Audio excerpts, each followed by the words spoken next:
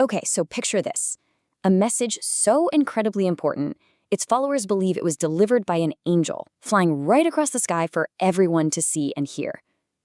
That's what we're diving into today, a prophecy known as the third angel's message.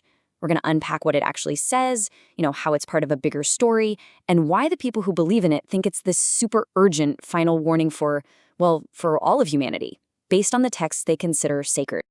And right off the bat, the source material just throws you into this really dramatic scene. I mean, this isn't some quiet whisper in a dream or anything. The text says it's an angel crying with a loud voice while it's flying through the heavens. Just that image alone, right? It tells you this is supposed to be something huge, something you absolutely cannot miss. So, here's our game plan for breaking this all down. First up, we'll look at where this message supposedly comes from, its heavenly origins. Then we're going to get right into the heart of the warning itself, and it's a pretty stark choice it lays out.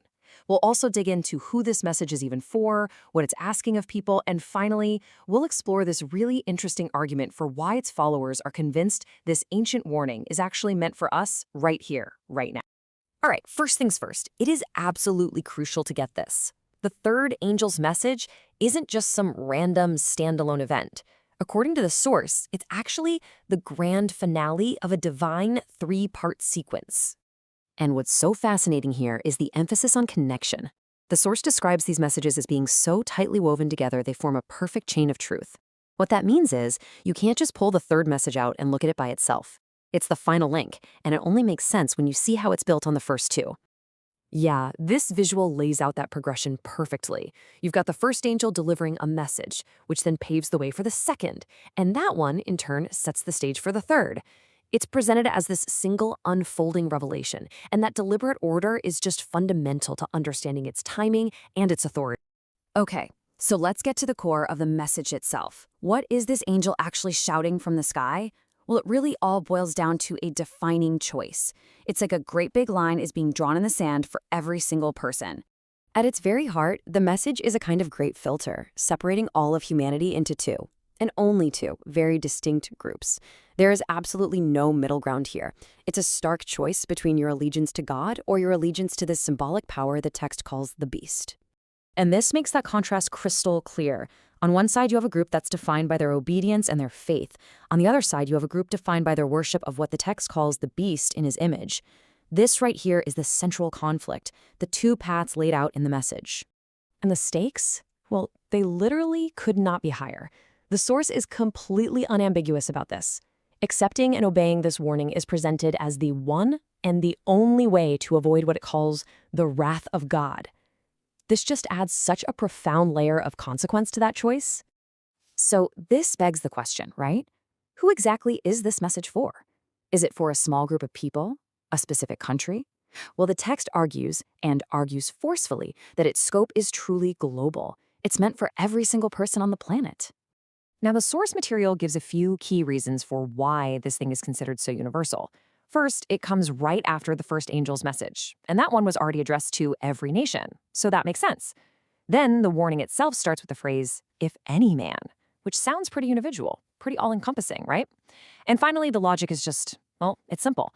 If the problem it's warning you about is happening all over the world, then the warning has to go all over the world too. And for its followers, this isn't just some abstract theory. They believe they can see the proof in their own history. The source points out that ever since the mid-1800s, this global network of schools, publishing houses, and health centers has been built with one specific goal: to carry this warning to every last corner of the earth. So we have this sequential, universal message that's presenting a really stark choice. But what's the tone here? The source material is just vibrating with this sense of incredible urgency. This is not a casual suggestion. Not at all. It is a desperate call for immediate preparation. This quote from the source just captures that intensity perfectly. The repetition is the whole point. It's meant to be a command for immediate action, because the belief is that time is running out. Fast. Which leads to the obvious question, right? Ready for what, exactly? What does this preparation even look like? It's definitely more than just, packing a go bag. The source describes a deep, internal transformation. The kind of preparation it's calling for is this really profound personal commitment, what the source calls a greater death to the world. The message itself is designed to act like an anchor, holding believers steady and protecting them from what the text calls the many delusions of Satan. And this line, this really drives home the gravity of it all. This isn't just another message. It's presented as the most solemn message. This just underscores the incredible weight and importance that believers place on this proclamation. And finally, let's look at how the source connects this message directly to the people hearing it today. It puts forward a principle of prophecy that makes the warning feel incredibly immediate and personally relevant. Okay, this next part is a really fascinating piece of logic. The whole argument kind of hinges on this principle of prophecy they talk about, that God warns the specific generation that's actually going to experience the event. Think about it like this. The people who were warned about the flood, they were the ones who actually saw the rain. And the source applies that exact same thinking to this message right now. And that leads to a really powerful conclusion for believers. The very fact that this message is being proclaimed now is seen as proof that it's for us now. In this view, the warning isn't for some distant future generation. Nope, it's specifically for the people who are hearing it today. This statement just perfectly encapsulates the divine authority that the source claims for this warning. It's not being presented as a human idea or a good theory. It's presented as a message that literally bears a divine seal of approval and that demands to be taken with the absolute utmost seriousness. And so, after all that, this huge, solemn, universal message, it all funnels down to a single, deeply personal question. After laying out all the stakes, the big choice, the incredible urgency, the source basically turns the spotlight back on the individual. It leaves its audience to just reflect, to ask themselves, okay, where do I stand when it comes to that great dividing line?